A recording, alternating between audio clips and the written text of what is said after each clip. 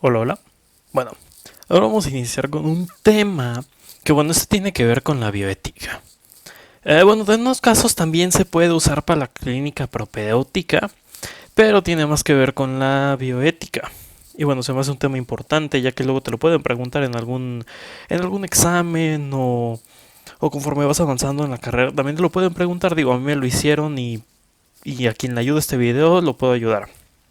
Bien, este tema tiene que ver con lo que es la fundamentación de la bioética, así como los principios, dignidad de la persona y algunos de los derechos. Les mencionaba que tiene que ver con clínica propedéutica. Bueno, esta presentación yo la hice cuando iba en tercer semestre de la carrera y bueno, fue para la materia de clínica propedéutica, pero esto yo lo vi en bioética y eh, evidentemente también en clínica, ¿no? Bien, eh, tenemos que iniciar viendo lo que es la ética para poder seguir con la siguiente explicación. En la ética son un conjunto de normas que van a regir la conducta de la persona. Es cuando una persona se porta bien o mal, eso es prácticamente sencillo. La bioética entonces se le considera como una filosofía que va a estudiar principalmente la licitud de intervenciones de la vida. Eso suena un poquito complicado, pero simplemente ¿qué es? La reacción o la forma en la que va a actuar el médico con el paciente usando la ética y la moral. Eso es prácticamente lo que vamos a estudiar en este tema. Después tenemos que, bueno, es un estudio sistemático de la conducta humana. Como les mencionaba, es cómo el médico va a actuar con un paciente usando sus valores y principios. Ser una buena persona, vaya. Aquí tenemos algunos de los principios de la bioética. Bueno, esto es importante porque en todos lados te van a enseñar los mismos principios. No importa el orden en el que te lo vayas a aprender, pero siempre se van a repetir. Estos principios van a encontrarse siempre con la bioética, lo que es la autonomía, la no maleficencia, beneficencia y justicia. Primero hay que entender que es el respeto a la autonomía. Es cuando el individuo autónomo actúa libremente de acuerdo a su interés, deseo y creencia. Esto no nos va ¿cómo lo digo? Nosotros no lo vamos a ver como como médico, sino esto es más del paciente, de que el paciente tiene la autonomía, cuando llega con el médico, él tiene la autonomía de poder decidir qué es lo que quiere, cuál es su interés y la autonomía. Eso es prácticamente. Después tenemos lo que es la no maleficencia, que bueno, es simplemente no deber infringir un daño o no hacerlo intencionadamente. Esto por tener o que se busca algún interés con ello. Después tenemos lo que es la beneficencia, que bueno, esta es una acción que tiene como finalidad el bien de otros, esa es la finalidad. Consiste en prevenir y eliminar un daño. Bueno, esto es prácticamente sencillo, ya que pues es simplemente hacer el bien. Después tenemos lo que es la justicia, que bueno, esto va a ser un servicio en el que se debe de brindar a la persona. Esto tiene que ver con el médico en cómo va a tratarlo al paciente y cómo va a actuar conforme lo que va a ir realizando. Entonces esto es prácticamente más sencillo de entender, ya que la justicia es simplemente actuar con bien hacia el paciente. Después tenemos lo que son los derechos del paciente y derechos del médico, porque como tanto paciente como médico van a tener derechos, o bueno, diferentes derechos. Algunos derechos del paciente es recibir la atención médica adecuada, con esto nos referimos a que esté bien, recibir un trato digno y respetuoso, siempre actuar con respeto, recibir información suficiente, clara, oportuna y veraz. Significa que, por ejemplo, cuando se va a realizar alguna cirugía, que le informes todo lo que se va a realizar. ¿Qué digo? Se tienen que firmar algunos papeles y varias cosas, pero esto es lo principal. Se debe de decidir libremente sobre su atención. Esto dice si decide o no recibir un tratamiento, otorga o no su consentimiento, lo que les dije de una operación, por ejemplo, cuando se tiene que realizar una operación, el paciente tiene el derecho de decidir si quiere o no que se realice. Ser tratado con confidencialidad, bueno, eso es sencillo, nada más es lo que te diga el paciente, no decirlo o estarlo contando. Contar con facilidades para obtener una segunda opinión, Eso se refiere a que si el paciente quiere una segunda opinión, tú lo puedes referir con otro médico. Claro, de esto depende de la institución, pero si tú lo vas a referir, esto también le debes informar al paciente que, bueno, también se le debe de cobrar en esta ocasión por referirlo con otro médico.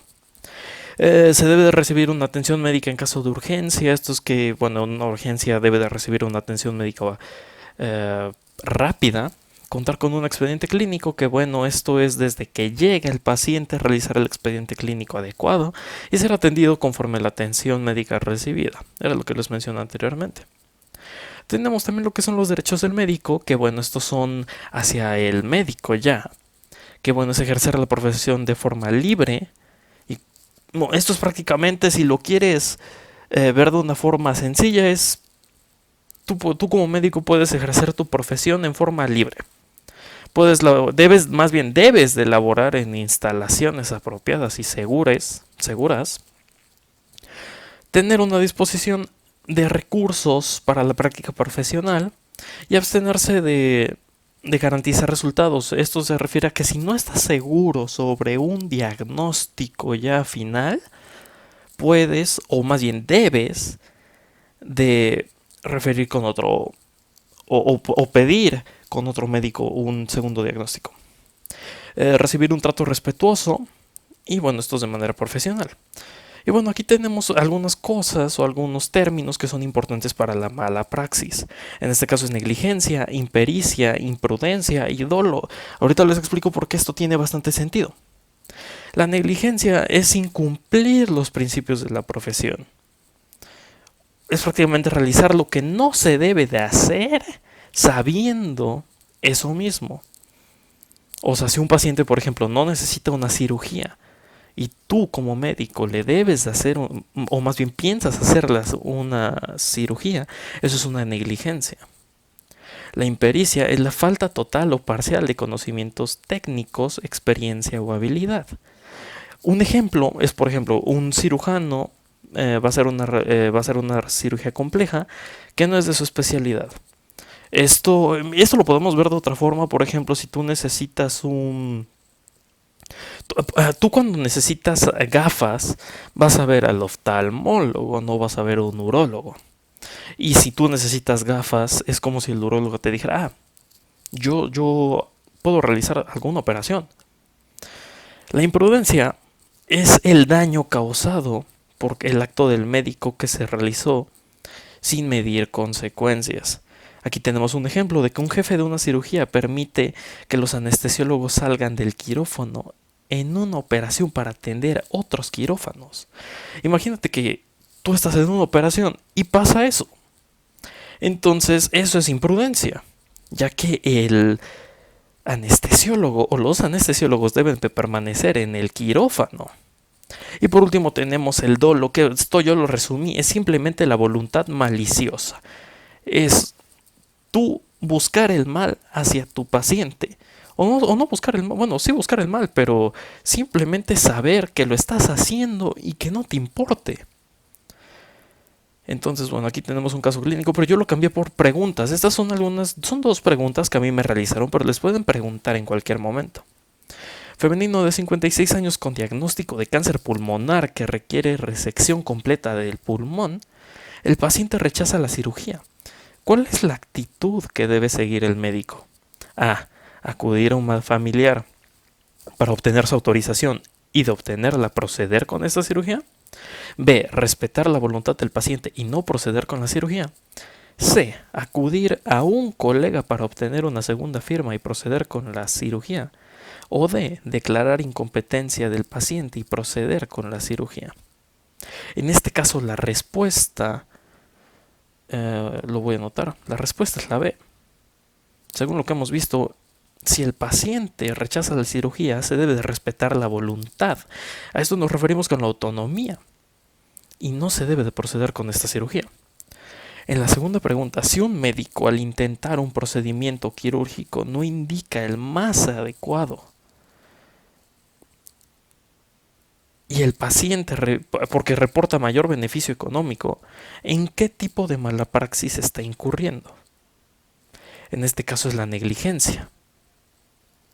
Algunos pueden decir que puede ser dolo, pero no, en este caso es la negligencia, ya que el paciente sí necesita la cirugía, pero refiere, o más bien, se reporta un mayor beneficio económico. Y bueno, aquí termina esto. Y bueno, se me hace bastante interesante, bastante importante recordar este tipo de temas porque te puede servir bastante. Ya vieron las preguntas que vienen al final y espero les haya servido. Y bueno, eso sería todo por el video. Muchas gracias.